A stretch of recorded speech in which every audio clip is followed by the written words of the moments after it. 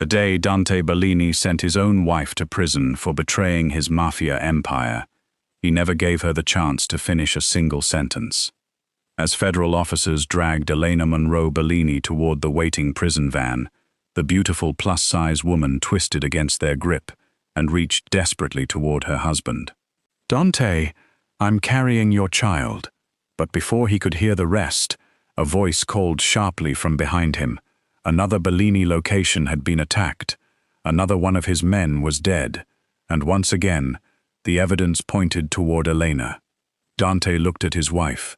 For one brief moment, Elena thought he might finally listen.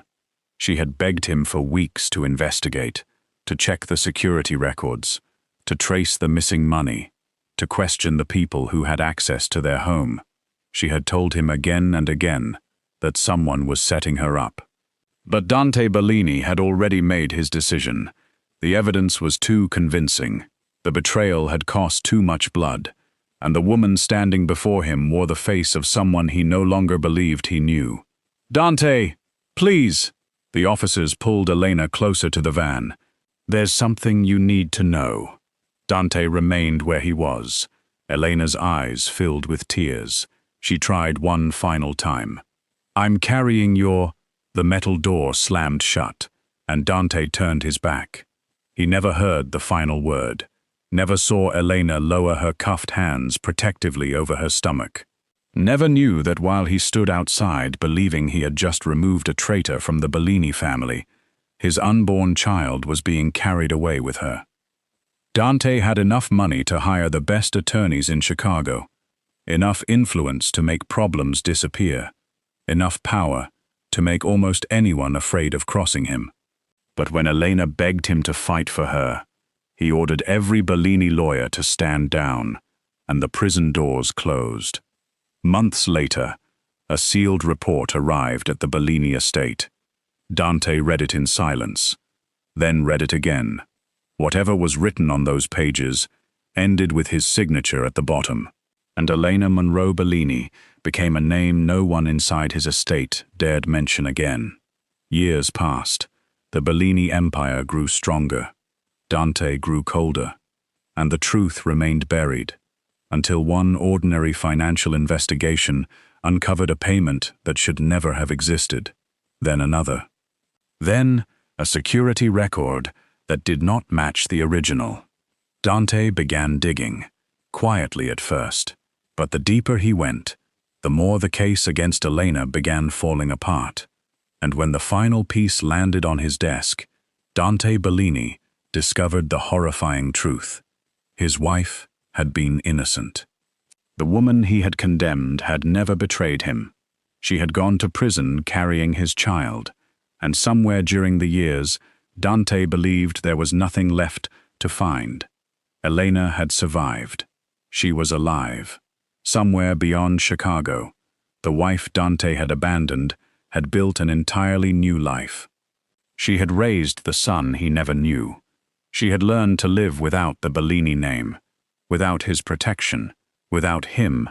And the moment Dante discovered she was alive, he began searching. City after city, record after record. Every trail Elena had spent years burying, Dante began uncovering. Until one night, an address finally appeared on the screen in front of him. Dante stared at it for several seconds. After years of believing Elena was gone, he had finally found her. But Dante had no idea that somewhere else in Chicago, another person had just received the same information. Someone who had spent years making sure Elena never spoke. Someone who knew exactly what would happen if Dante learned the whole truth. And while Dante Bellini was racing toward the wife he had once condemned, the person who destroyed Elena the first time was already on the way to silence her again. 3 weeks before Elena Monroe Bellini was taken away in handcuffs, she still believed her husband would choose her over everyone else. It was a belief built on 3 years of marriage, and one that was already beginning to crack.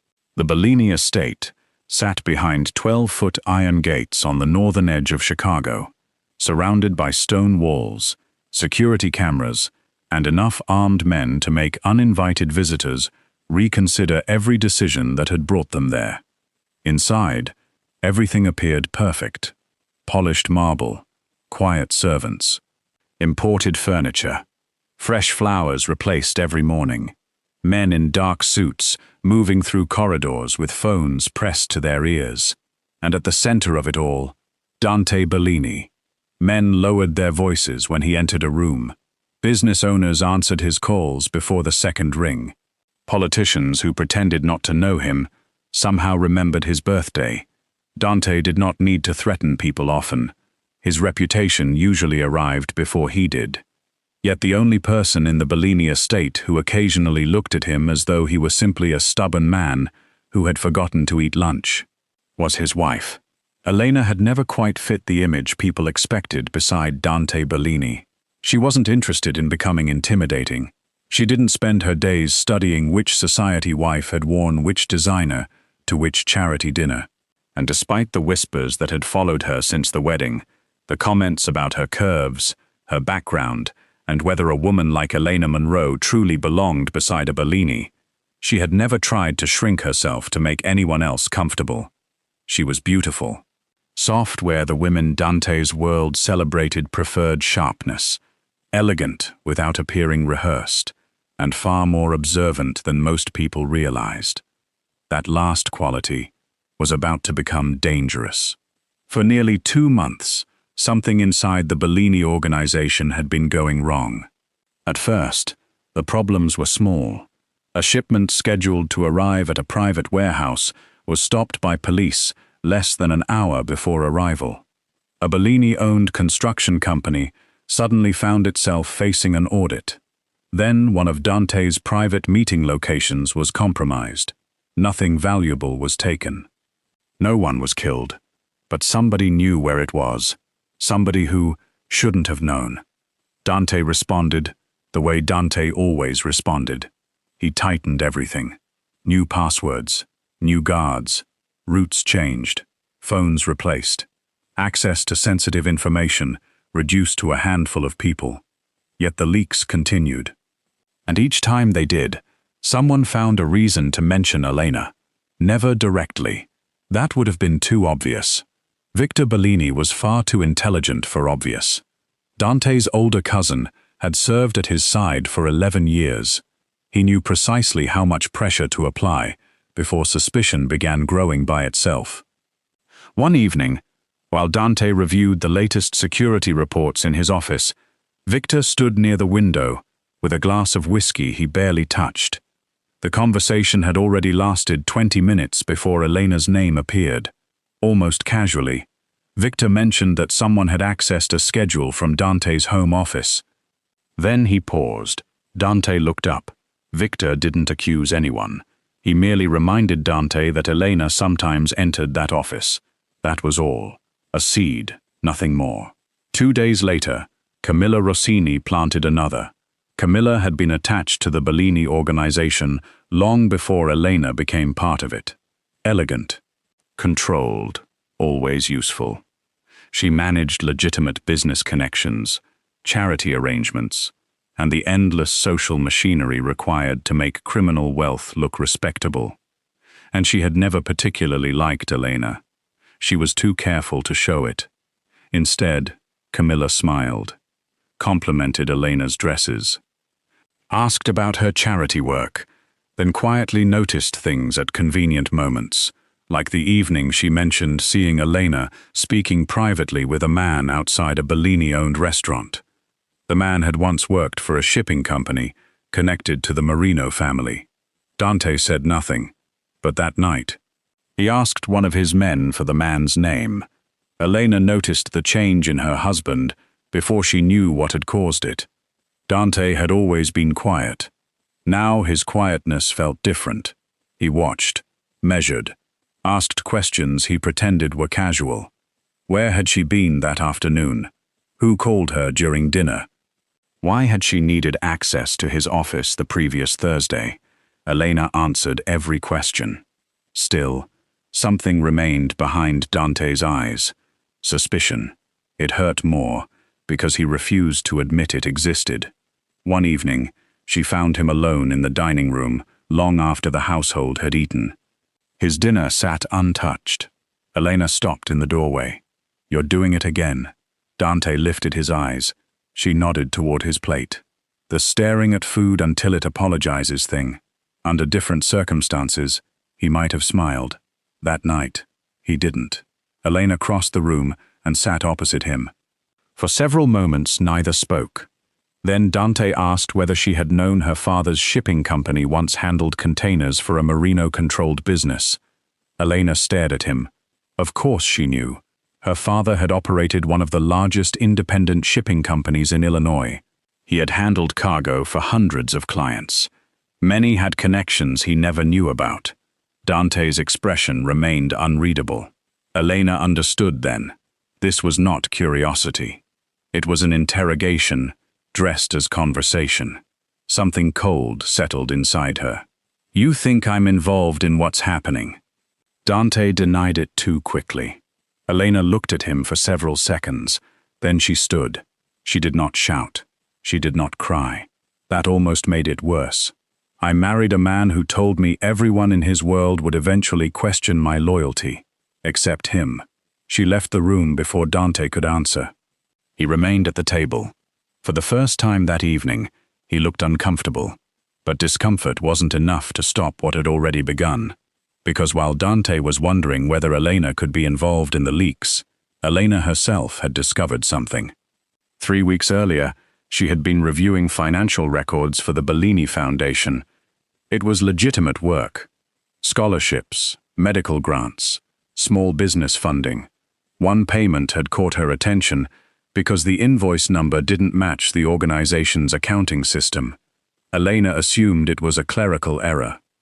Then she found another, and another, all relatively small compared with the millions moving through Bellini businesses. But together, they formed a pattern. Money was leaving legitimate Bellini companies and passing through several consulting firms before disappearing. Elena traced one company. It had no employees. No proper office. Another had been incorporated only 6 months before receiving its first Bellini payment. The third belonged to a holding company registered under an attorney she recognized, an attorney who frequently worked with Victor. Elena stopped. For several seconds, she simply stared at the screen. Then she checked again. Same result. She printed nothing, downloaded nothing. She had lived around Dante long enough to know that paper trails could become dangerous things. Instead, Elena wrote 3 company names inside the back page of an old recipe notebook she kept in the kitchen. Then she closed the computer. She didn't accuse Victor, not yet. Victor was Dante's cousin, his underboss, the man Dante trusted with his life. Walking into Dante's office with half-finished financial connections and pointing at Victor Bellini would accomplish only one thing: make Dante wonder why Elena had been digging through records that weren't hers, so she kept searching, quietly. That was her first mistake. Her second was believing no one had noticed. Victor noticed everything. 2 mornings later, Elena entered the breakfast room and found him already there. He sat reading the newspaper, as though he had nowhere else to be. "Early morning?" Elena poured herself tea. Apparently, Victor smiled. His eyes dropped briefly toward the folder under her arm. Accounting papers. Nothing unusual. Still, the way he looked at them made Elena uncomfortable. He asked about the foundation. Elena gave him a harmless answer. Victor nodded, then returned to his newspaper. The conversation lasted less than 30 seconds, but when Elena walked away, Victor watched until she disappeared around the corner. That afternoon, the first major Bellini safe house was attacked. 3 men died. 1 disappeared. Dante arrived less than 20 minutes later. The building had been cleared before he entered, but there was still blood across the kitchen tiles. A broken chair lay beside the wall. One of the dead men had worked for Dante since he was 22. Dante stood over the body without speaking. Victor approached quietly. Nobody knew how the attackers had obtained the address. Only 7 people had access. Dante was one, Victor another, 3 senior captains, the security chief, and Elena. Not because Dante had intentionally given it to her. The address had been listed inside his private calendar. A calendar stored in his home office. Victor did not need to say her name. Dante thought it himself. That was the beauty of the trap. When Dante returned home that night, Elena was waiting. She had been waiting for hours. One look at his face told her something terrible had happened. She approached him. Dante stepped away before she could touch him. A tiny movement, barely anything, but Elena froze. Dante immediately seemed to regret it. He asked whether she had entered his office that week. Elena's confusion turned slowly into disbelief. She had. Tuesday morning. She had needed one of the foundation contracts from his cabinet. Dante asked whether she had opened his calendar. No. His eyes remained on her. Elena felt something inside her break. "You don't believe me." Dante said nothing, and silence sometimes answered far more clearly than words. Elena walked upstairs alone. That night, she barely slept. By morning, she was sick. At first, she blamed stress. Then it happened the following morning. And the morning after that, food smelled strange. Her body felt unfamiliar. She became exhausted halfway through ordinary afternoons. Then, one evening, while dressing for a Bellini charity event, Elena counted backwards, once, then again. She sat slowly on the edge of the bed. Her period was late, very late. The following afternoon, Elena visited a private clinic across the city. She did not use the Bellini driver. She took a taxi. She wore dark glasses and gave the receptionist her maiden name. 25 minutes later, Elena sat inside a quiet examination room while the doctor smiled. "Congratulations." For several seconds, Elena didn't understand. Then she did. Her hand slowly moved toward her stomach. Pregnant. After nearly 3 years of marriage, after the private disappointments, the negative tests, the months she had stopped allowing herself to hope. There was a baby. Dante's baby. Elena laughed once, then covered her mouth as tears filled her eyes. For the first time in weeks, something inside her felt light. Maybe this was what they needed, not the baby itself. Elena wasn't foolish enough to believe a child could repair broken trust, but perhaps this would finally make Dante stop. Listen, remember who she was. She left the clinic holding a small envelope. Inside, the first image of their child. Elena spent the entire drive home deciding how she would tell him. She would wait until they were alone. No Victor, no captains, no business calls, just Dante and Elena. She even smiled when the Bellini estate appeared beyond the gates. Then she noticed the guards. Too many. Every entrance was covered. Vehicles were being searched. Men were running toward the main house. Something was wrong. Elena stepped from the taxi.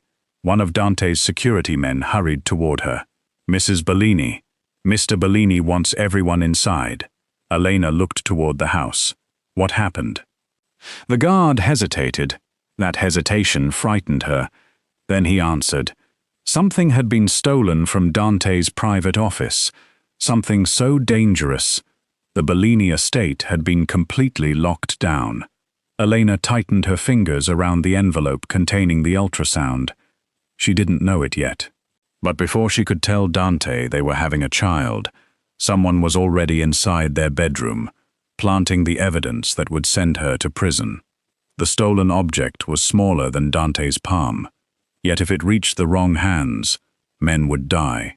The encrypted drive contained locations, accounts, emergency routes, safe houses, names of people Dante had spent years protecting. Even some of his legitimate political connections were listed there.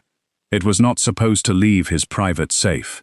Only 3 people knew the current access code: Dante, his security chief, and Victor. By 7 that evening, every gate surrounding the Bellini estate had been locked. No servant left, no vehicle moved. Phones belonging to household employees were collected.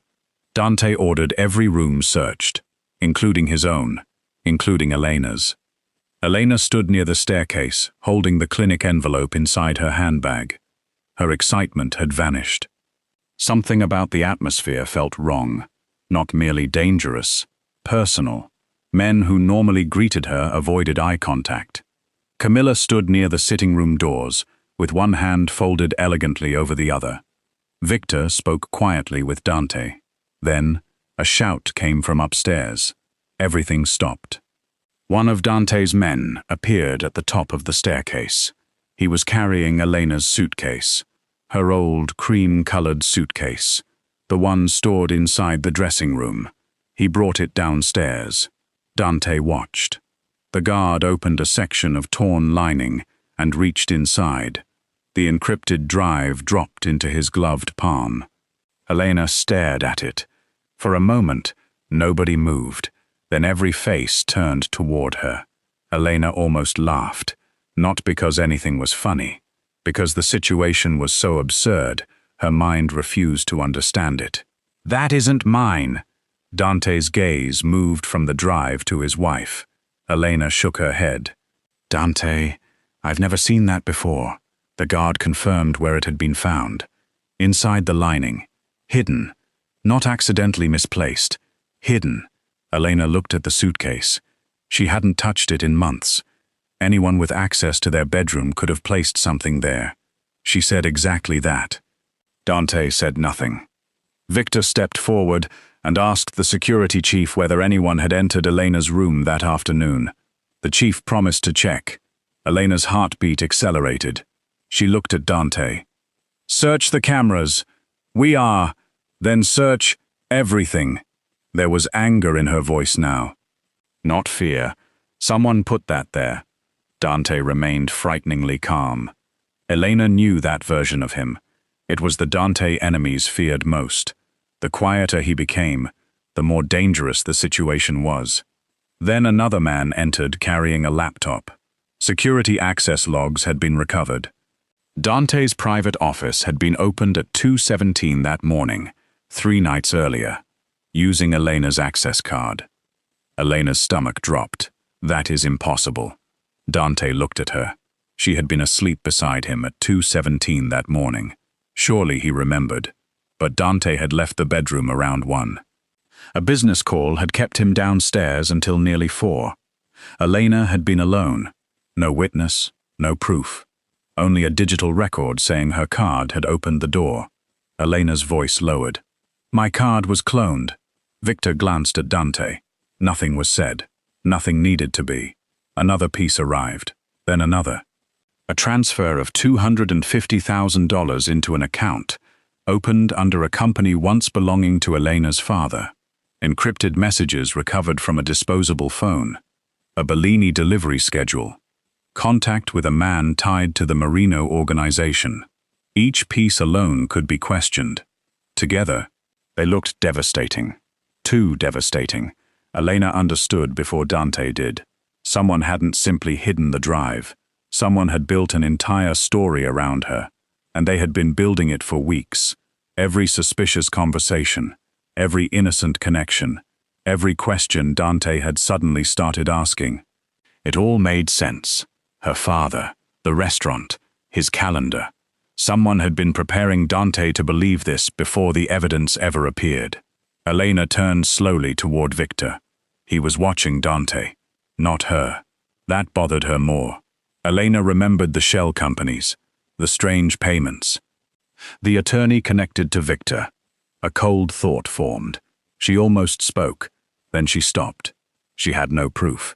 And judging from Dante's expression, accusing the man he trusted most without proof might bury her completely. So Elena did something smarter. She asked Dante for 24 hours. Not freedom. Not blind trust. Time. Trace the money properly. Pull the original camera files. Check who accessed my room. Find out who duplicated my card. Dante finally looked directly at her. "Why were you investigating Bellini accounts?" Elena froze. That information had not been mentioned. "How do you know that?" Dante's jaw tightened. Victor answered instead. One of the finance managers had noticed Elena requesting old payment records. Elena looked at Victor. then understood. The finance manager reported to him. Elena's pulse quickened. She told Dante she had found irregular payments in foundation-linked companies. Dante asked why she hadn't come to him. Because she hadn't known what they meant yet. Because she didn't want to accuse someone without evidence. Because recently, Dante had already been looking at her like a suspect. Each answer only seemed to make the room heavier. Camilla finally spoke. Softly. Almost sympathetically. She suggested Elena might simply be overwhelmed. Elena turned toward her. Camilla's face was perfect concern, nothing more. Yet something inside Elena screamed. Danger. Then Dante's phone rang. He answered. Everyone watched his expression change. The attack had happened 12 minutes earlier. Another Bellini safe location had been hit. 2 men were dead. A third had been taken. The attackers had known exactly which entrance was temporarily unguarded. That information was on the stolen drive. Dante slowly lowered the phone. Whatever doubt remained in his eyes disappeared. Elena saw it happen, and suddenly she wasn't fighting planted evidence anymore. She was fighting dead bodies. Victor stepped closer to Dante and said something too quietly for Elena to hear. Dante's face hardened further. Elena crossed the room. "Don't do this!" He looked at her. "You know me!" Dante's expression flickered. For 1 second, Elena saw the husband beneath the Mafia boss. Then it vanished. "Take her phone." Elena stared at him. A guard hesitated. Dante repeated himself. This time, the guard obeyed. Elena slowly handed over her phone, then her keys, her access card, her handbag. The clinic envelope was still inside. Elena reached for the bag immediately. The guard stepped back. "My bag." Dante told the guard to search it. Elena's heart jumped. The ultrasound. This was not how she wanted Dante to learn. The guard began removing items. Wallet, cosmetics, receipts. Then, before he reached the inner compartment, Victor received another call. A kidnapped Bellini man had been found, barely alive. The room erupted into movement. Dante left immediately. Elena called after him. He didn't stop. The guard abandoned the handbag on the table and followed. Elena grabbed it. The ultrasound remained hidden. For another few hours, their baby's existence survived. But Elena's freedom did not. That night, Dante summoned an attorney, not to defend his wife, to discuss how much exposure the stolen files created for his legitimate companies. Several documents involved tax fraud, corporate bribery, and federal offenses. If the government acquired the evidence, they could dismantle businesses Dante had spent decades separating from the criminal side of the Bellini empire. Victor suggested a solution. Elena could be handed over as the source. The government already had an open investigation involving companies connected to her father. The forged evidence would do the rest. Dante did not answer immediately. Victor pressed carefully. If Elena had betrayed them, Bellini attorneys defending her would send the wrong message to every captain watching. Dante spent the night alone in his office. At 3:40 in the morning, he made the decision. No Bellini lawyer would represent Elena. No witness would be pressured. No Bellini influence would interfere. If Elena was guilty, she would face whatever came. By sunrise, federal agents were at the gate. Elena came downstairs wearing yesterday's clothes. She saw them, then saw Dante. Something inside her went still. He had chosen. She walked toward him, slowly. There were 20 people in the room. Elena spoke only to Dante. "You're handing me over?" Dante's silence answered. Elena swallowed, then nodded once. Not because she agreed, because suddenly she understood the kind of man standing in front of her. She had married Dante knowing he could be merciless toward enemies.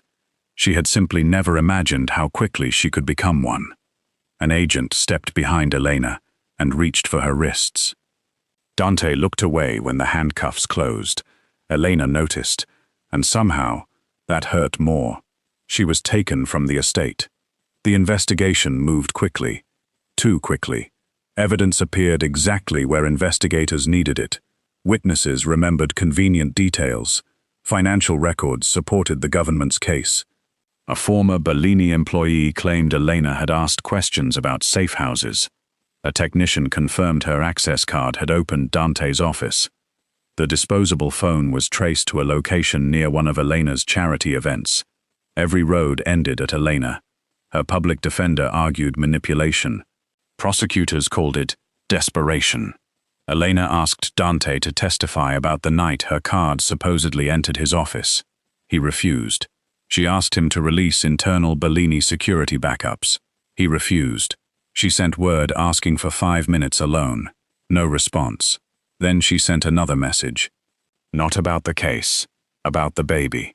That message never reached him, because by then, Victor Bellini had placed one of his own people between Elena and every piece of correspondence entering the Bellini estate.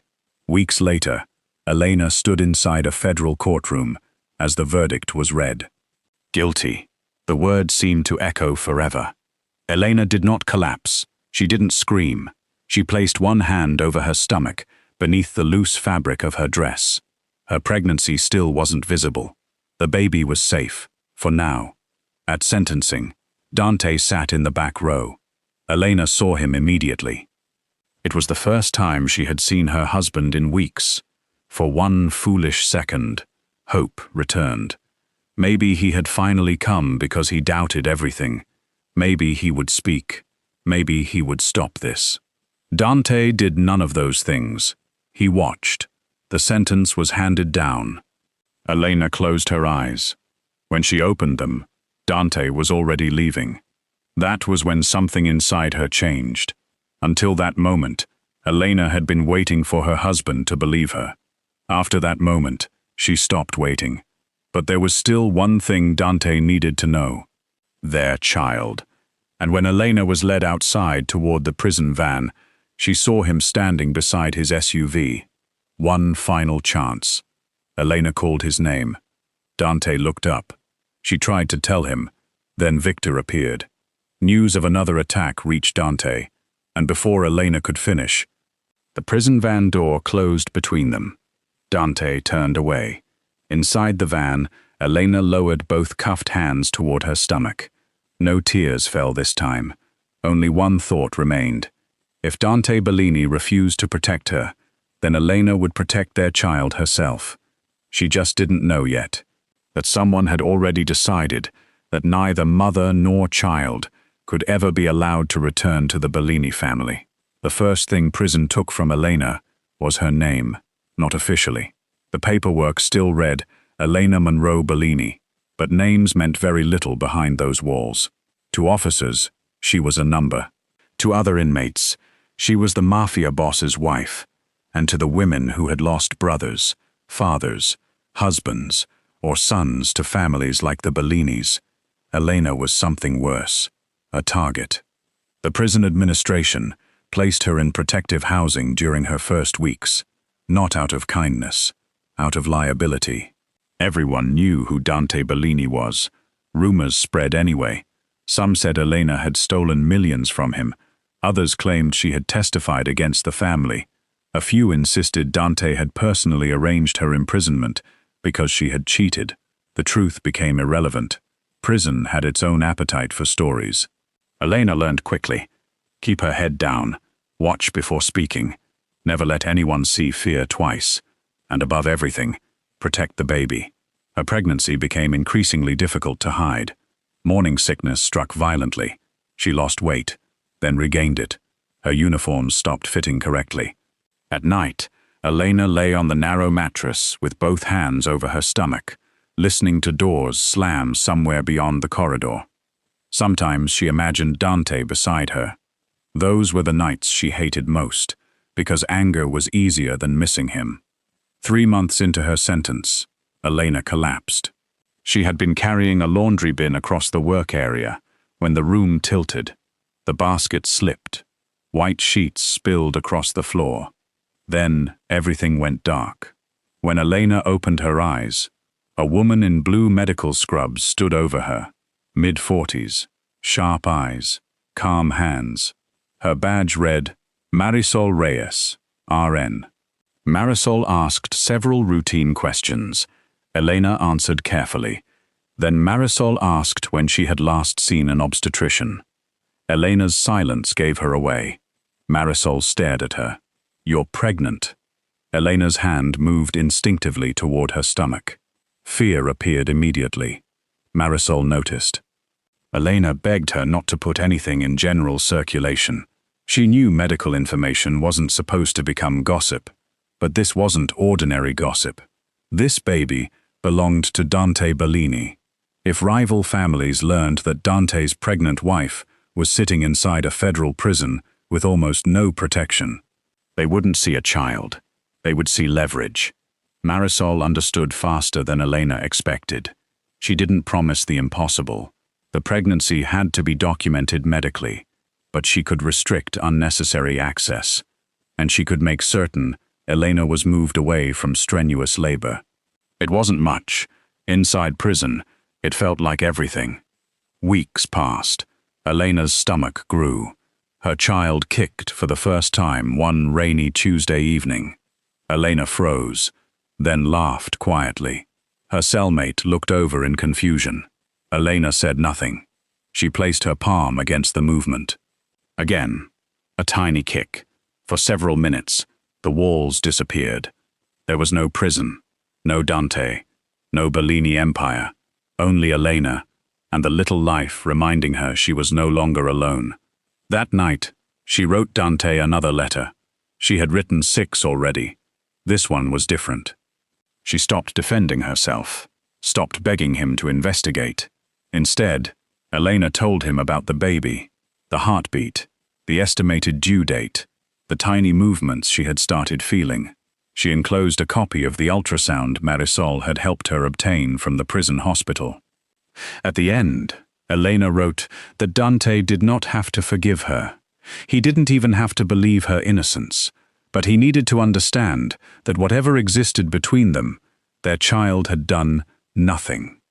She sealed the envelope, addressed it personally to Dante Bellini, and watched it disappear into outgoing mail. 3 days later, it arrived at the Bellini estate. Dante never saw it. A member of the household security staff removed it before the morning correspondence reached Dante's office. The envelope was delivered to Victor. Victor read it alone. His expression changed when he reached the ultrasound. Elena was pregnant. For the first time since the plan began, Victor looked genuinely worried. Framing Elena had solved one problem. A Bellini heir created another, especially if that child was Dante's. Victor folded the letter, placed it back inside the envelope, then locked it in a drawer. He didn't destroy it. Victor had always believed evidence was more useful than ashes. More letters followed, one every few weeks. Victor intercepted all of them. Dante heard nothing, and gradually, Elena stopped expecting an answer. Winter arrived. Chicago disappeared beneath snow. Prison windows turned white with frost. Elena's due date moved closer. Marisol became stricter about her health. Extra food occasionally appeared on Elena's tray. Not enough to attract attention. Just enough. Prenatal vitamins somehow stopped running out. Appointments were scheduled during quieter hours. Elena understood what Marisol was doing. Neither woman discussed it. Kindness did not need an announcement. Then trouble came. A new inmate arrived in Elena's unit. Her brother had once worked for the Merino organization. Within 2 days, she knew exactly who Elena was. Within 4, other women knew Elena was pregnant. The whispers changed. Dante Bellini's baby. An heir. A bargaining chip. Elena heard the words while standing in the meal line. Her blood went cold. That evening, she told Marisol. By morning, Elena had been moved. Officially, medical observation. Unofficially, protection. Someone had started asking questions about when Elena attended appointments. Someone wanted to know whether she ever left prison grounds for hospital visits. Someone outside knew. Elena immediately thought of Dante. Perhaps one of his men had finally received her letters. Perhaps Dante was trying to protect the baby quietly. Hope rose. Then Marisol brought her a message. No Bellini attorney had contacted the prison. No relative had requested information. Nobody from Dante's organization had called.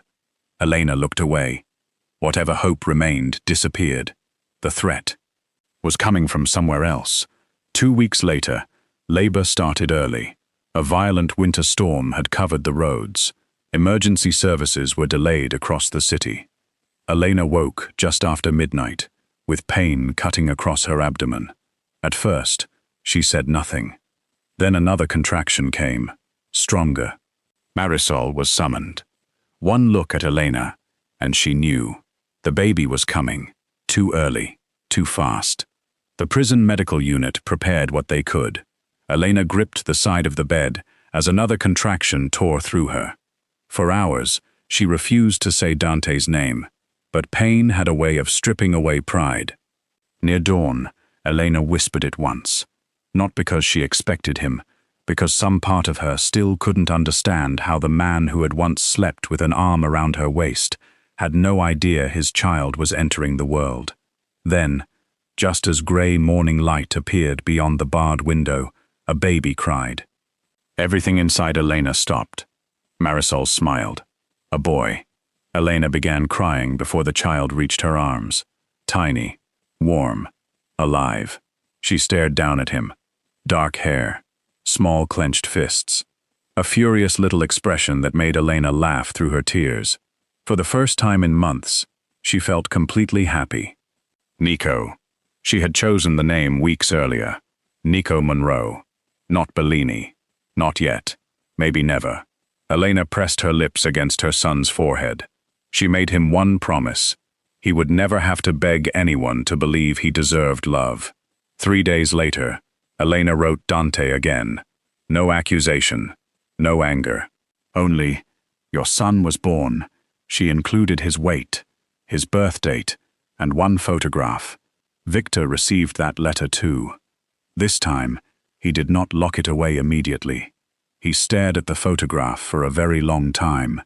Then, he made a phone call. Elena never knew about it. Neither did Dante. Months became years. Prison changed Elena. Her softness did not disappear, but innocence did. She learned paperwork, appeals, deadlines, evidence rules. She spent evenings in the small prison library reading everything she could find about digital forensics and wrongful convictions. Other inmates began asking her for help filling forms. Elena became useful, and useful people survived differently. Meanwhile, cracks began appearing in the case against her. A digital specialist reviewing evidence during an appeal noticed that timestamps on 2 files didn't align. Then another expert questioned the metadata from the disposable phone.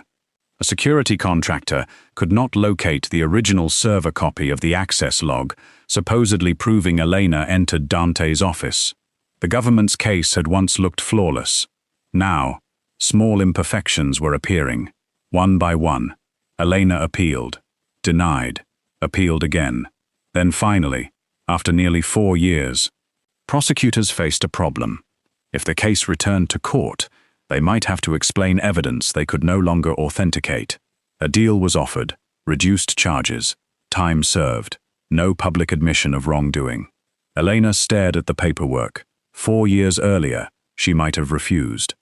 She wanted innocence. Her name cleared, the truth. But Nico was almost 4. His earliest memories were prison visiting rooms and Marisol sneaking extra crayons into supervised family sessions. Elena was done sacrificing her son to prove something to people who had already decided who she was. She signed. Her release date was set.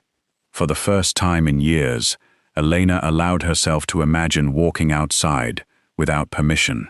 She imagined taking Nico somewhere with grass, buying him ice cream, sleeping in a room where the door did not lock from the outside. She did not imagine Dante. That surprised her.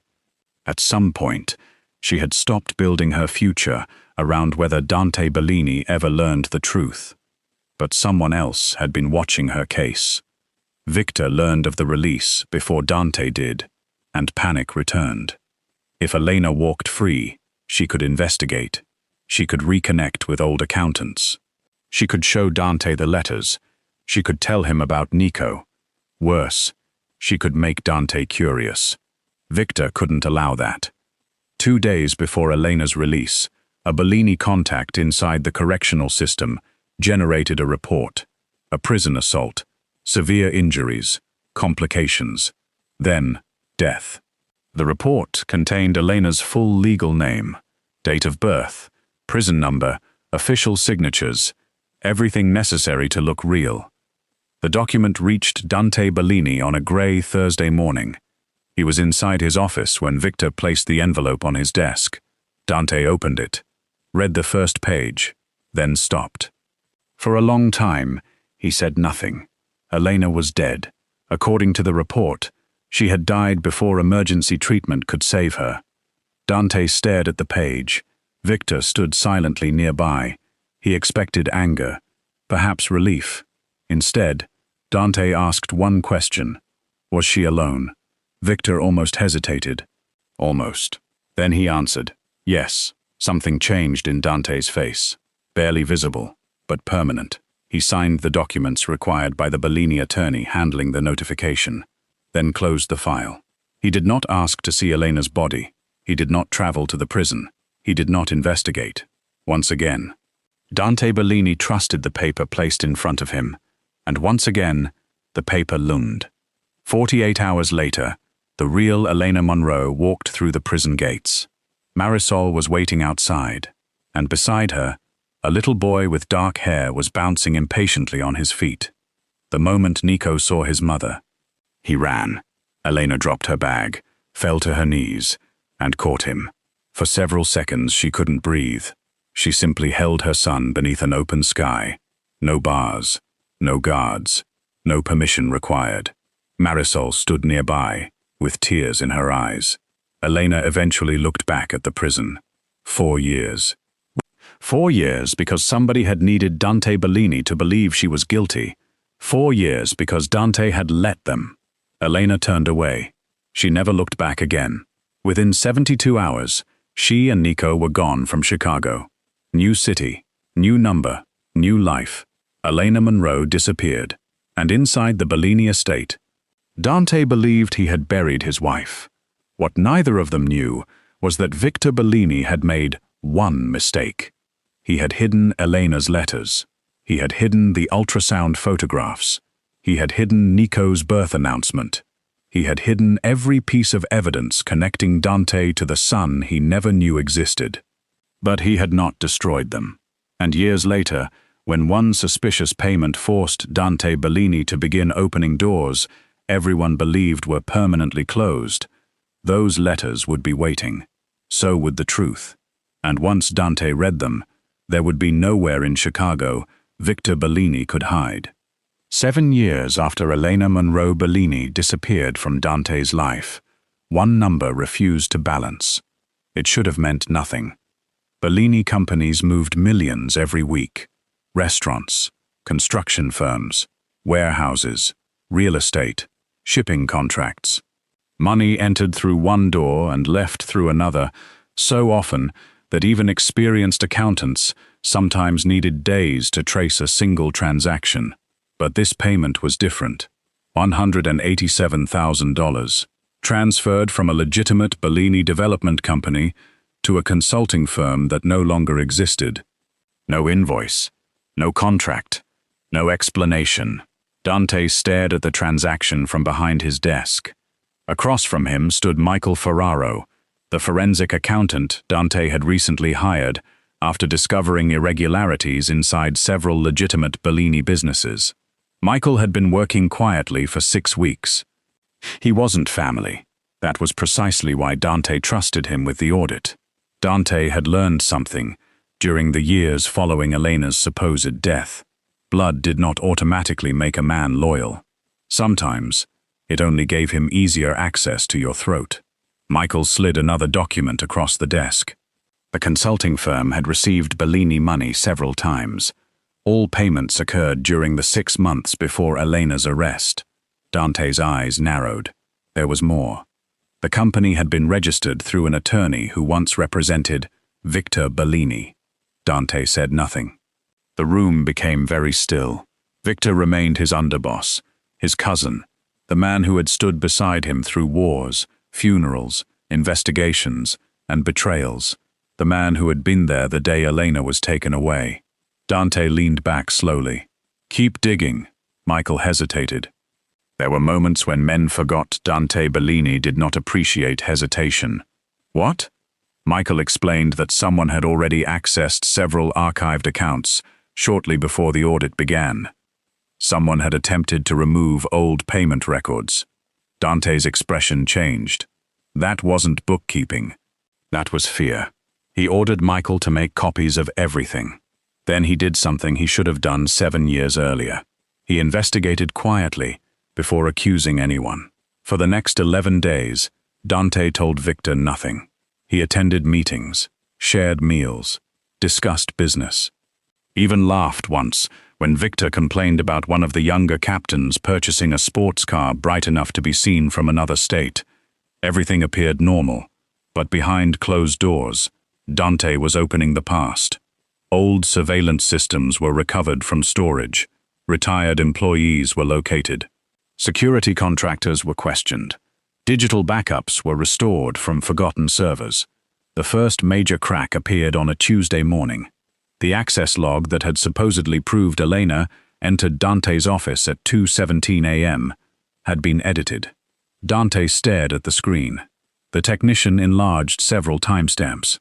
The version presented during Elena's case showed her security card being used, but the original server log contained something else, a master override. The identification number belonged to the Bellini security division, not Elena. Dante felt something cold crawl slowly through his chest. Who had access to that override? The technician gave him 4 names.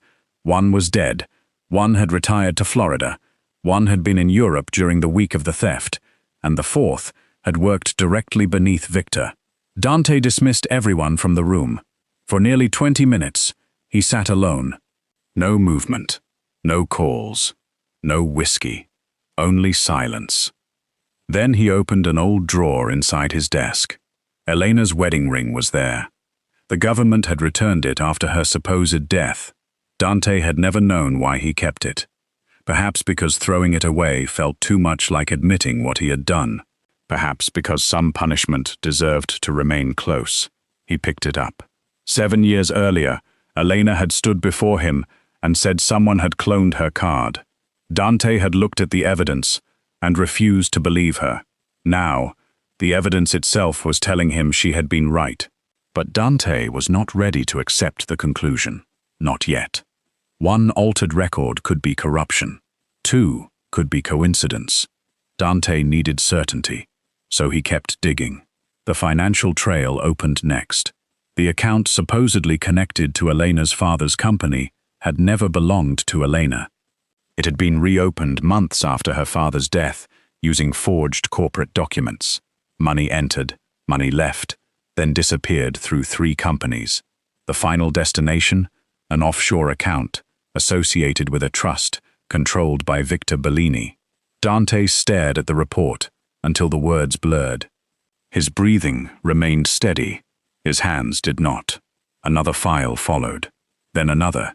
The disposable phone, allegedly used by Elena, had been activated by a Bellini employee. That employee had vanished shortly after Elena's conviction. Dante ordered him found. 48 hours later, the man was located in Nevada. He had been living under another name. When Bellini men brought him back to Chicago, he lasted less than 15 minutes under questioning. He admitted Victor had paid him. Not to hurt Elena, not directly, only to purchase phones, move documents, alter security access. Ask no questions. Dante dismissed the room. Then, for the first time, he allowed himself to say the words. Elena was framed. The sentence almost didn't sound real. 7 years of memory shifted beneath him, her face at the estate, her voice asking him to investigate. The handcuffs, the courtroom, the prison van, that unfinished sentence. Dante stood suddenly. His chair struck the wall behind him. Everyone outside his office heard it. No one entered. For the next 2 days, Dante barely slept. He reconstructed every hour surrounding Elena's arrest. Victor had always been there. Victor found connections. Victor produced witnesses. Victor explained missing records. Victor encouraged Dante not to interfere with the federal case. Victor delivered the report of Elena's death. Victor, the truth had not been hidden particularly well. Dante simply had never looked in the right direction. Because he had been too busy looking at his wife. That realization was worse than anger. It was humiliation.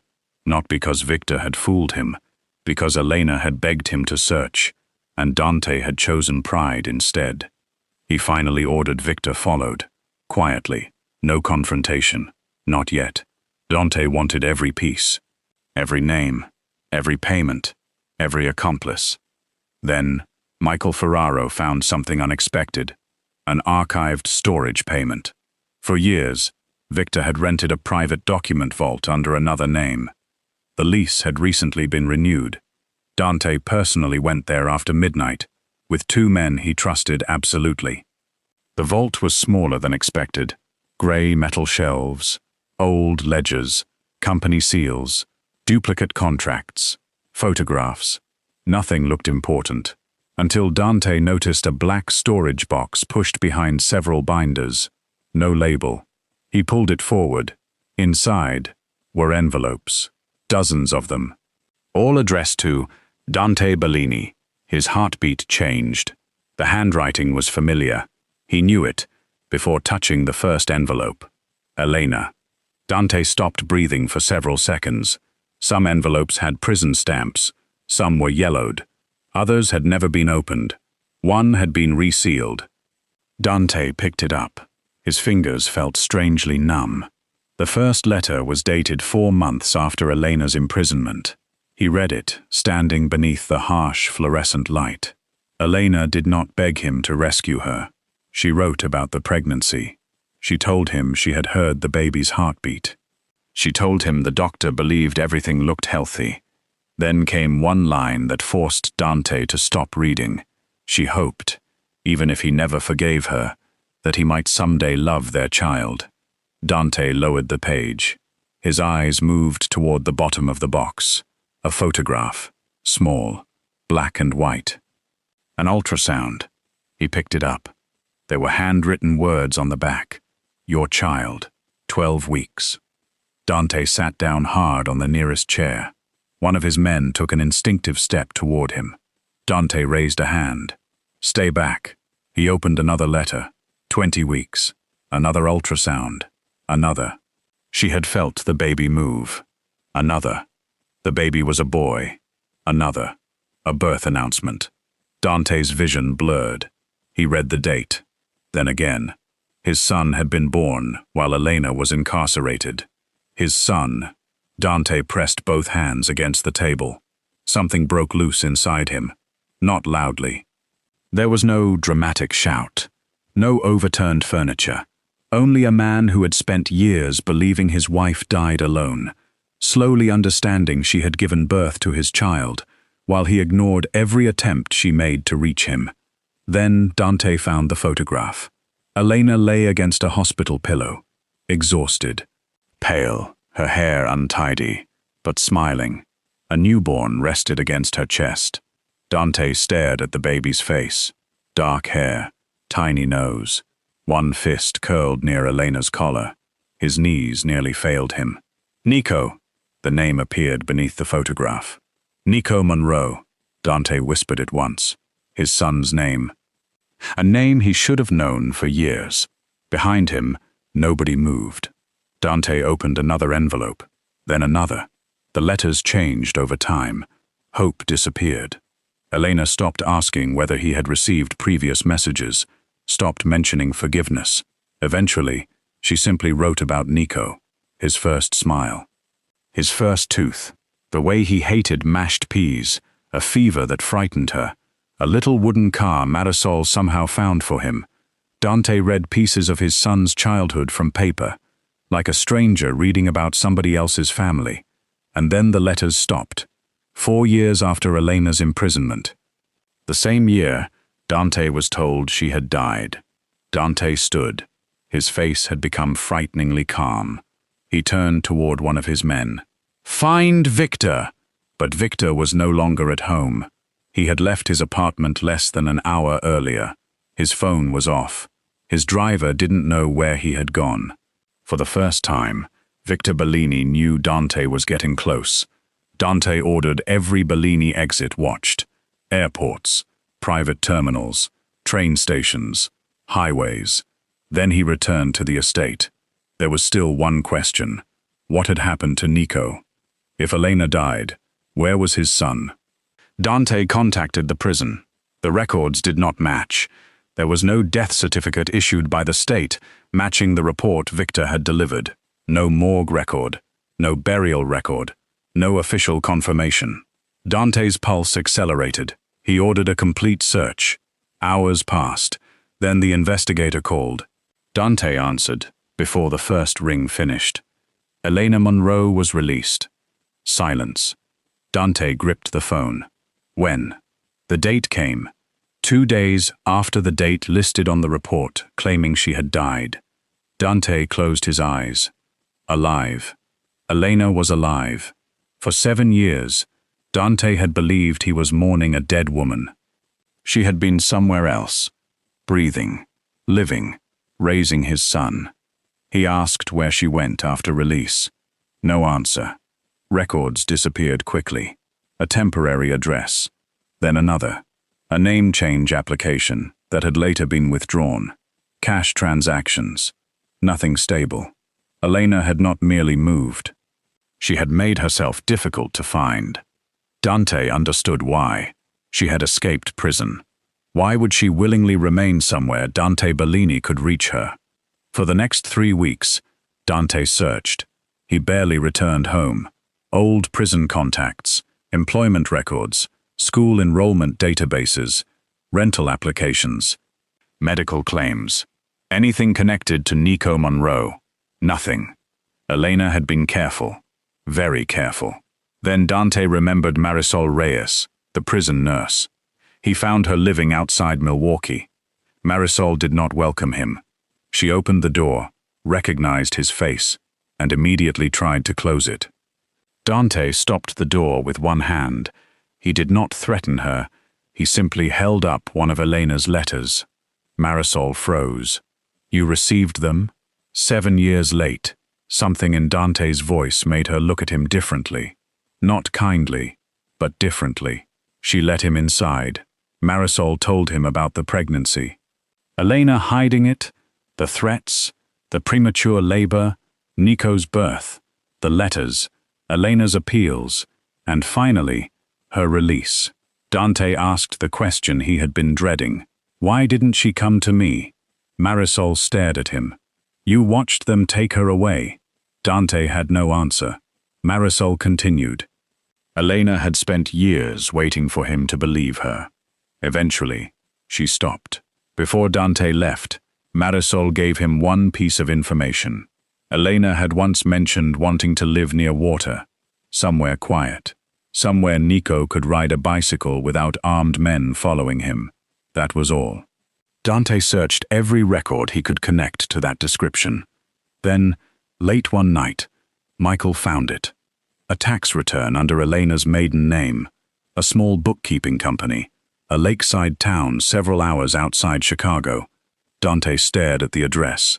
His heart pounded harder than it had during gunfights. He had found her. He grabbed his coat. But across the city, Victor Bellini received a different phone call. One of the men still loyal to him had seen the search report. Elena Monroe. Address confirmed. Victor went silent. Everything he had done, every payment, every body, every lie, could still be traced back to the woman he had failed to destroy. And if Dante reached her first, Victor knew there would be nowhere left to run. He opened a drawer, removed a gun, and made one decision. Dante Bellini could never hear Elena tell the whole story. Not now, not ever. 2 cars left Chicago before midnight. One carried Dante toward the wife he had spent 7 years believing was dead. The other carried the man who had destroyed her life, and neither knew which one would reach Elena first. Elena Monroe had learned to love ordinary mornings. They were something she once took for granted. Coffee brewing, a school backpack abandoned beside the kitchen table, Nico complaining that one sock had mysteriously disappeared, sunlight moving across inexpensive countertops, no armed guards, no men whispering behind closed doors, no Bellini meetings, no fear that a ringing phone meant someone had died. Ordinary had become Elena's definition of wealth. Her apartment sat above a small grocery store near the lake. Below it, 2 blocks away, she rented a modest office where she prepared taxes, managed accounts for local businesses, and helped several women recently released from prison organize their finances. Nobody there knew the entire story. They knew Elena had been incarcerated. They knew her conviction had been questionable. They knew she had a son. That was enough. Nico was 7 now, too curious, too smart, and increasingly interested in the father Elena rarely discussed. She had never lied to him, but she had never told him everything either. When Nico asked where his father was, Elena said he lived far away. When he asked whether his father knew about him, Elena's answer became more complicated. I tried to tell him. Nico accepted that when he was younger. Lately, he asked more questions. Elena knew the day was coming when simple answers would stop working. She just never expected Dante Bellini to arrive before it did. That morning, Elena took Nico to school. She worked until noon, met a client, bought groceries, nothing unusual. But around 3, a black SUV appeared across the street from her office. Elena noticed immediately. Her body recognized danger before her mind did. Black SUVs were common. So were dark suits. But men who had lived inside the Bellini world moved differently. They didn't look around nervously. They looked around because they were trained to remember everything. Elena's hand tightened around the grocery bag. One man stepped from the SUV. Not Dante, a guard, older than she remembered, but familiar.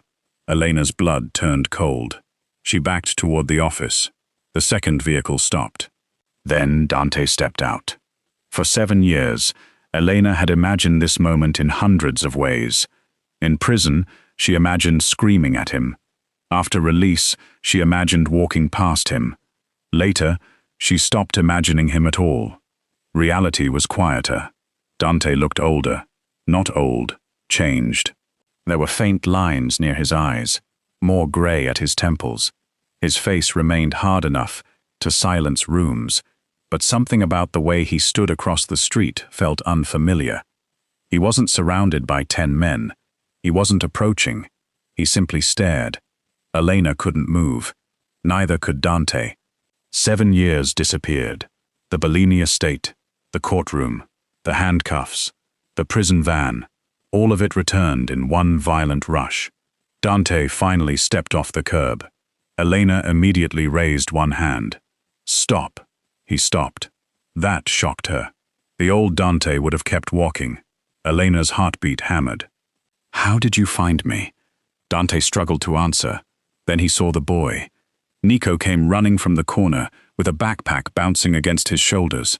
He had left school with Aaron Hayes, the attorney who had helped Elena during the final stage of her appeal, and later became a close family friend. Nico ran ahead of Aaron. Elena! He still sometimes called his mother by her first name when excited, because he had heard half the town do it. Elena turned toward him. Dante followed her gaze, and the entire world seemed to stop. Nico had Elena's smile, but Dante's eyes. Dante knew immediately. He didn't need blood tests, documents, letters. The boy looked toward the strange man standing beside the black SUV, then toward Elena. Mum? Dante's face changed. One word. Mum. His son, standing 10 yards away, alive, healthy, 7 years old. Dante's eyes moved over every detail. The untied shoelace, the scraped knee, the dinosaur patch sewn onto his backpack. Things a father should know. Dante knew none of them. Nico moved closer to Elena. Aaron reached them seconds later. He looked at Dante. Recognition appeared immediately. Aaron had seen enough photographs during Elena's case. His expression hardened. He placed himself slightly between Nico and Dante. Dante noticed. Years earlier, that would have angered him. Now, it made something painful twist inside his chest. Another man instinctively protected Dante's son, because Dante had never been there to do it himself. Elena sent Nico upstairs with Aaron. Nico resisted. He wanted to know who the man was. Elena promised she would explain. Eventually, Nico looked at Dante once more, then disappeared inside the building. Dante watched the door long after it closed. He doesn't know me. It wasn't really a question. Elena folded her arms. No. Dante lowered his head. For several seconds, the feared Bellini boss had absolutely nothing to say. Then he reached inside his coat. Elena tensed. Dante stopped instantly. Slowly, he removed an envelope, one of her letters. Elena's expression changed. Dante held it out. I found them, she stared. All of them? Yes. For the first time, Elena's composure cracked. 7 years of unanswered letters, 7 years believing Dante had read them and chosen silence. You never got them? No. Elena looked away. It should have made things better. It didn't, because there were still months before the letters. Weeks when she stood accused, days when she begged him to investigate, a courthouse where he watched her conviction, a prison van where he turned away. The letters explained only part of his failure. Dante knew that too. I was wrong before you ever wrote the first one. Elena looked at him. No excuse followed. No blame. Dante told her what he had discovered. The altered logs, the accounts, the intercepted correspondence. Victor. Elena's eyes changed at the name. So Dante noticed. You knew. I suspected. Why didn't you tell me? Elena almost laughed. I did. That answer hit harder than anything else. Dante remembered.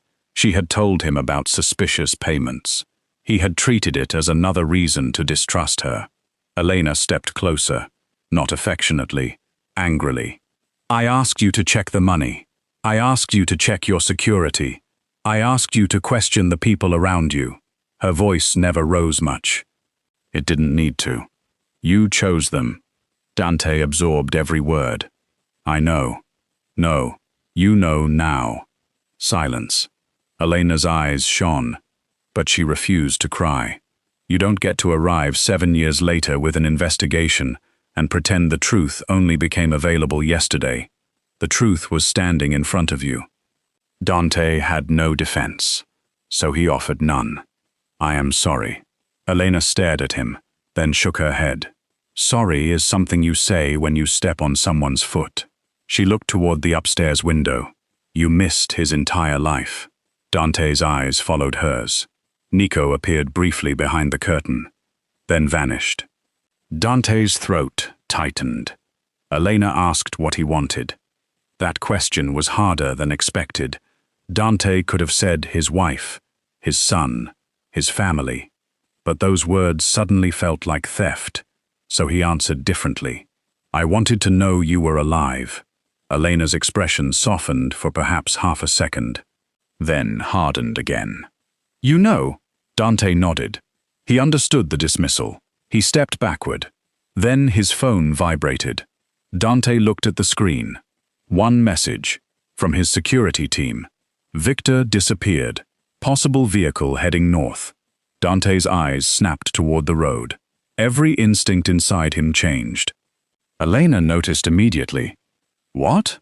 Dante asked whether anyone knew she lived there. Elena frowned. Not from Chicago. How many people have your address? What happened? Dante moved toward her, then stopped himself before crossing the boundary she had given him. Victor knows you're alive. Elena went still. The sound of a vehicle turning onto the street reached them. Dante looked. Gray sedan. Moving too slowly. His hand went inside his coat. Elena, get inside. She didn't argue. Not because he ordered her. Because she saw the driver's face. She had seen that man before, years ago. At the Bellini estate, Victor's man. Elena turned. Nick. The first gunshot shattered the office window. Dante moved before the sound finished. He grabbed Elena and pulled her behind the stone corner of the building. Glass exploded across the sidewalk. Another shot struck the brick. Dante's guards returned fire. People screamed. The sedan accelerated. Then another vehicle appeared from the opposite direction. Dante realized immediately. The first car had been a distraction. Victor hadn't come to kill Elena from the street. He had come for Nico. Dante looked toward the apartment entrance. The door was open, and Aaron was standing inside, alone. Dante's blood turned to ice. "Where's the boy?" Aaron looked confused. He went downstairs looking for Elena. Dante turned. Across the alley, a man's hand closed around Nico's shoulder. The boy screamed. Dante Bellini had spent 7 years not knowing his son existed. Now, less than 20 minutes after seeing him for the first time, someone was trying to take him away. And this time, Dante was not turning his back. Nico kicked the man hard in the shin. It wasn't enough to escape, but it gave Dante 2 seconds. Sometimes, 2 seconds were everything.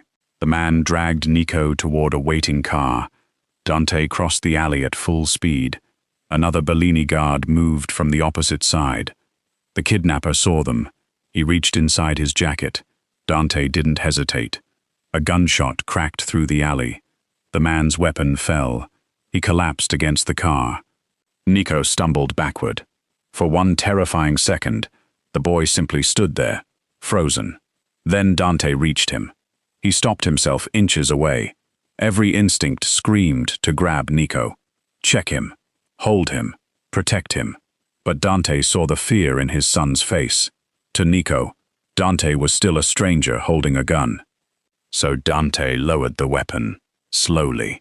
"Nico," the boy stared at him. "Your mother's inside. Go." Nico ran, straight past Dante, straight toward Elena. Dante watched Elena fall to her knees and wrap both arms around their son. The sight nearly broke him. Not because Nico didn't run to Dante. Because Dante understood why he shouldn't. Police sirens sounded in the distance. Victor's men scattered. One vehicle escaped. Victor was not inside either car. He had sent others, which meant the danger wasn't over. Dante approached Elena cautiously. "We need to move." Elena held Nico tighter. "No!" Dante stopped. She looked furious. "I am not going back to your estate." Dante's first instinct was to argue. The estate was protected. Guards, walls, cameras, weapons. He could secure it within minutes. Then he remembered the lesson that had cost them 7 years. Elena knew something he didn't. So instead of ordering her, Dante asked, "Where do you want to go?" Elena looked surprised. She named a property outside town belonging to Aaron's sister. Remote, private, unknown to anyone connected to Bellini. Dante nodded. "Then that's where we go." No argument, no command. Elena noticed. There was no time to process it. Within minutes, Dante's men created a route. Aaron drove Nico. Elena insisted on riding with her son. Dante followed separately. The farmhouse stood miles from the main road. No neighbors nearby. Tree line on 3 sides. A small barn. One entrance from the road. Dante hated the security immediately. But he said nothing. Instead, he quietly placed men far enough away that Elena wouldn't feel surrounded. For 2 days, nothing happened. Nico avoided Dante. Dante stayed outside whenever possible. He spoke to Elena only about Victor. The investigation had accelerated. Several Bellini captains had turned. Accounts were frozen. Victor's companies were being searched. Camilla Rossini had disappeared. Then Dante received the call. Camilla had been arrested trying to leave the country. Faced with the financial evidence, she started talking. Victor had planned Elena's framing, but he hadn't acted alone. Several men inside Bellini security had helped. The attacks on the safe houses had been staged with Marino cooperation. Victor had sacrificed Bellini soldiers to make Elena's betrayal look real. Dante's hand tightened around the phone. His own men had died because Victor needed Dante angry enough not to think. It had worked. Camilla also revealed why Victor had wanted Elena removed. Elena's investigation into the Foundation accounts had brought her dangerously close to discovering that Victor had been stealing Bellini money for years. But there was something else. Something even worse. Victor had learned Elena was pregnant before Dante did. Through the intercepted letter, and from that moment, Nico became part of the problem. Dante's face went completely still. Camilla explained. Victor believed Dante without an heir would eventually become vulnerable. If Dante died, Victor stood closest to controlling everything. But a son changed that. Even a child, especially Dante Bellini's son. That was why Victor had monitored Elena after prison, why he arranged the false death report, why he needed her to disappear permanently. Dante ended the call, then sat alone inside the parked SUV for several minutes. His son had been endangered before birth, and Dante had unknowingly helped the man responsible. Anger rose, cold, precise, deadly. The old Dante wanted Victor dragged into a basement, wanted answers, wanted blood. Then Elena came outside. She had overheard enough of the conversation. Where is Camilla? In custody. And Victor? Still missing. Elena looked toward the farmhouse. Nico was inside with Aaron. Then she said something unexpected. He'll come here. Dante turned. Elena explained. Victor had always underestimated her, but he wasn't reckless. Sending men to grab Nico had failed. Now every road, airport, and Bellini property would be watched. Victor needed leverage. He would not run without it. Dante considered her reasoning. His security team believed Victor would flee toward Canada. Elena disagreed. He doesn't want to escape empty-handed. Dante studied her. What does he want? Something you will trade everything for. Both looked toward the house. Nico. Dante immediately called his captain. He ordered the northern search reduced, then shifted men toward routes surrounding the farmhouse. His captain questioned the decision.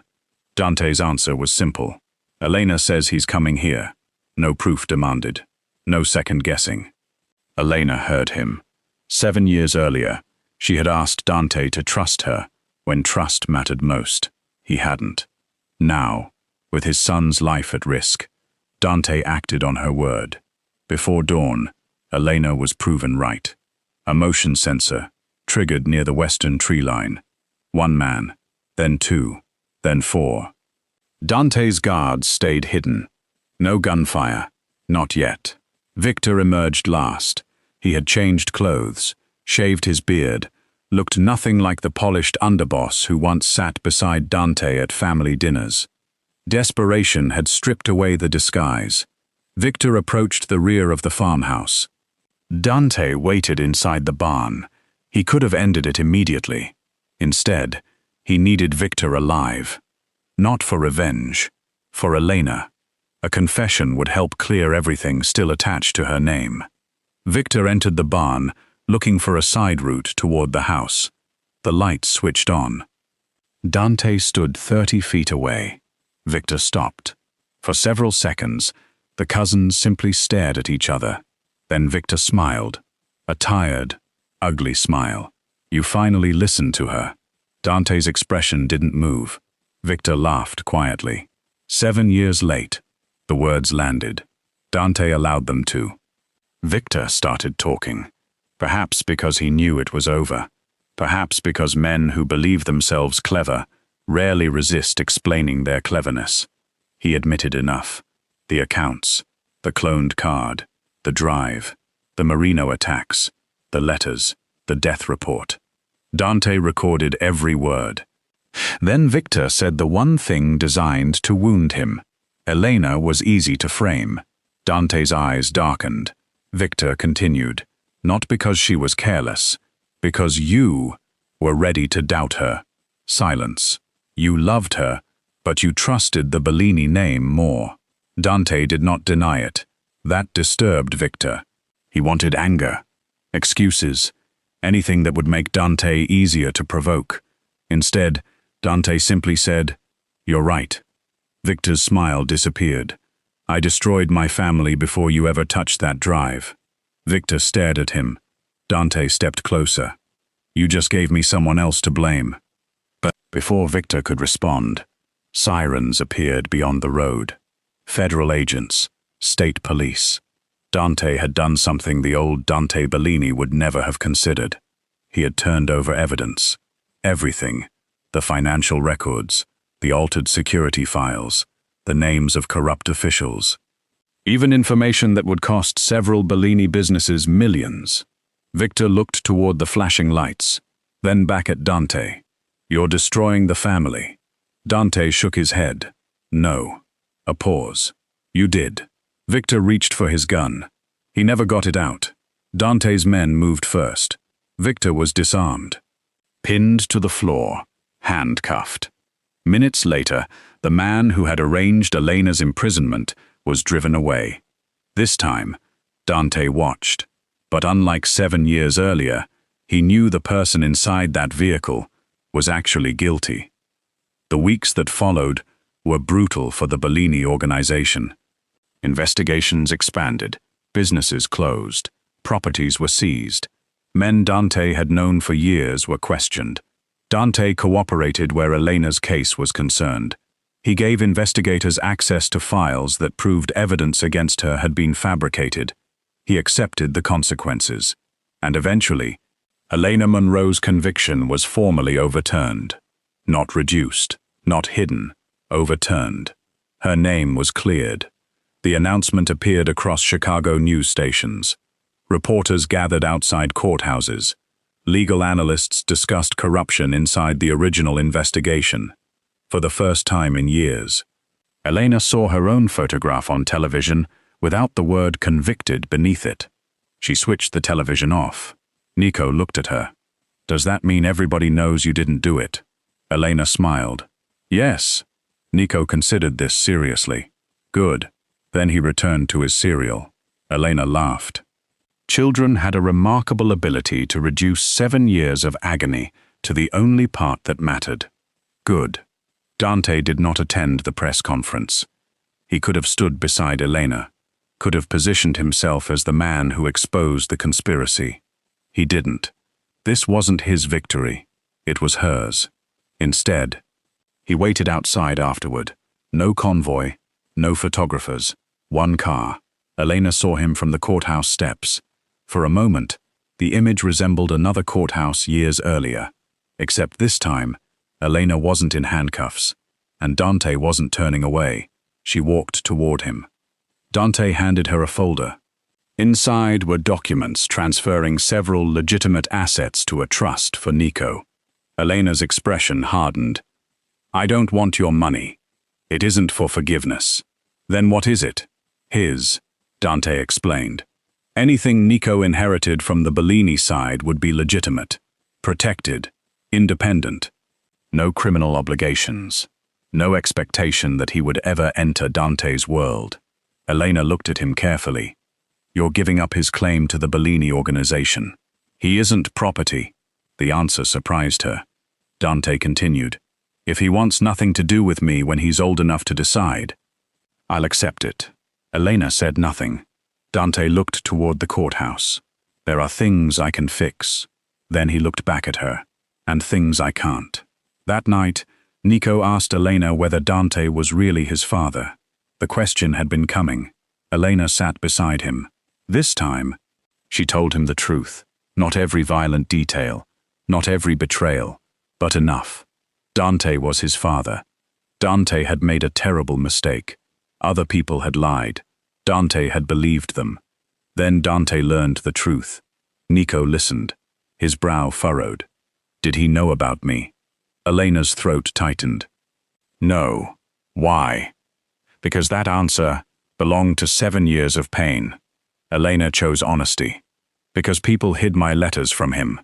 Nico considered it, then asked the harder question. "Would he have come if he knew?" Elena couldn't answer. Not truthfully. Because the Dante who existed now might have. The Dante who existed then, she no longer knew. Several days later, Nico asked if he could see him. Elena stared. "You don't have to. I know. Are you sure?" Nico shrugged in the way only 7-year-old boys could shrug while rearranging an adult's entire world. "I want to ask him something." So Elena called Dante. He arrived 20 minutes early, then waited in his car until the exact time she had given him. Elena noticed that too. Dante sat across from Nico at a small cafe beside the lake. For several minutes, the conversation was painfully awkward. Nico drank chocolate milk. Dante drank coffee he never touched. Finally, Nico asked, "Are you really a mafia boss?" Elena nearly choked. Dante looked at her, then back at Nico. "That's complicated." Nico frowned. "Mum says complicated means adults don't want to answer." For the first time, Dante laughed. A real laugh. Elena had forgotten what it sounded like. The tension broke. Only slightly, but enough. Nico asked whether Dante knew how to play chess. Dante said yes. Nico said Aaron was terrible at it. Across the table, Elena hid a smile. That was how it began. Not with forgiveness. Not with declarations. With chess, 20-minute visits became an hour became occasional afternoons. Dante never arrived uninvited, never demanded holidays, never used the word custody. He simply showed up when Elena allowed him to, and every time, Nico trusted him a little more. Months passed.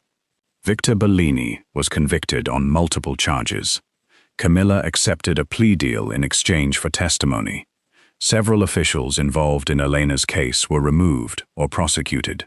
The Bellini empire survived, smaller. Cleaner in the places Dante could make clean. Different. So was Dante. One evening, after Nico had fallen asleep upstairs, Dante stood outside Elena's apartment preparing to leave. Elena walked him to the door. He thanked her for allowing the visit, then turned away. "Dante," he stopped. Elena hadn't said his name like that in years, not angrily, not fearfully. Simply, Dante. He looked back. She studied him for a long moment. The man before her still had Dante Bellini's face, still carried the same quiet authority, still had enough power to frighten half of Chicago. But the man who once believed power gave him the right to make every decision alone. Was gone, or trying to be. Elena spoke carefully. "I can't go back." Dante's expression remained calm. "I know. I mean it. I know. The marriage we had is over." A slight pause. Yes, Elena had expected him to fight. He didn't. And strangely, that made the next words easier. "But maybe," Dante's eyes lifted. Elena almost smiled at how quickly the feared mafia boss suddenly looked afraid. "Maybe we don't have to go back." Silence. "We could start somewhere else." Dante didn't move. Elena folded her arms. "One dinner." He stared. "No guards at the table." Dante nodded immediately. "No business calls." Another nod. "And if you start interrogating the waiter because my food takes too long, I'm leaving." A faint smile appeared. "Understood." Elena opened the door. Dante stepped outside. Then she added, "This isn't forgiveness." He looked at her. "I know. It isn't a promise." "I know." Elena's expression softened. "Good night, Dante." "Good night, Elena." He walked toward his car. She watched him leave. 7 years earlier, Dante Bellini had turned his back while Elena was dragged away. That night, he looked over his shoulder once. Elena was still standing in the doorway. Neither smiled. Not yet. But Elena didn't close the door until his car disappeared. Several months later, Dante sat on a bench beside the lake while Nico attempted to skip stones across the water. The first sank immediately. The second nearly hit a duck. Dante decided not to mention that. The third bounced twice. Nico threw both arms into the air as though he had conquered Europe. Elena watched from several steps away. She had once believed healing would mean forgetting. It didn't. She remembered everything. The accusations, the handcuffs, the prison, the nights she held Nico and wondered whether Dante knew he existed. None of it disappeared. But the memories no longer controlled every decision she made. Nico picked up another stone, then turned toward Dante. "Dad, look at this one." Dante froze. The stone remained in Nico's hand. The lake continued moving. People continued walking along the path. But for Dante, everything stopped. Nico hadn't noticed what he said. He was already preparing to throw. Dante looked toward Elena. Her eyes were wet. She gave the smallest nod. Dante swallowed, then turned back toward the boy. "I'm watching." Nico threw. The stone skipped once, twice, 3 times. And as his son celebrated beside him, Dante Bellini finally understood something his power had never been able to teach him. A family could be destroyed in one decision, but rebuilding one happened in thousands of smaller choices.